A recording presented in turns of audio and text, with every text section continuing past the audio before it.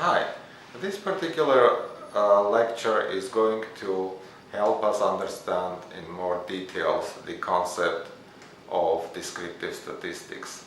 As mentioned in the text, statistics as a discipline has two major branches, namely descriptive statistics and inferential statistics.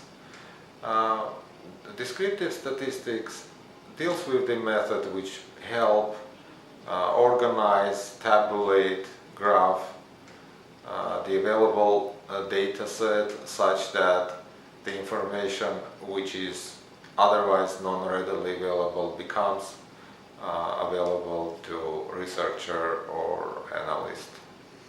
There are several methods of presenting your data set, and this particular example is going to concentrate on probably the most intuitive one, which is called DotPlot. The name speaks for itself. The data is being plotted on the axis, and the researcher could drive a conclusion on the central tendency of the data set and the spread of the data set, and if there is available specification limits, the researcher could make a conclusion whether the data set meets its expectations or not. Let us do a really quick exercise which will demonstrate how dot plots are being constructed. This data set is taken from the medical device world. Those are the length of the catheters, imaginary, and basically in this particular data set there are 8 lengths of the catheters, and how we do construct the dot plot. It's very simple. We plot each data point as a one dot on the axis, x-axis, in this point. 126, it will end up over here. 129 end up over here. 134 over here. 123. 136. 135. 126. 131. What can the analyst or researcher see from this data set?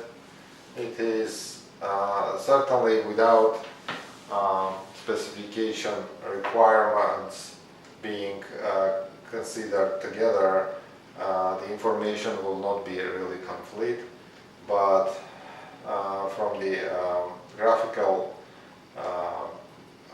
point of view, from the plotting, one could see that data are highly dispersed, and in real life probably it's not a acceptable spread of the data. Okay, so it's very simple, and there is no really need to do these exercises by hand. The statistical software do this job very easily for the analyst, and I have provided a link to a free download of the Minitab software. It's a 1 month free trial, so you could use that option and plot your data sets to obtain dot plots. The Excel software could be utilized from that purpose as well. So conducting this exercise by hand is just for demonstration purposes. In real life, especially in these days, making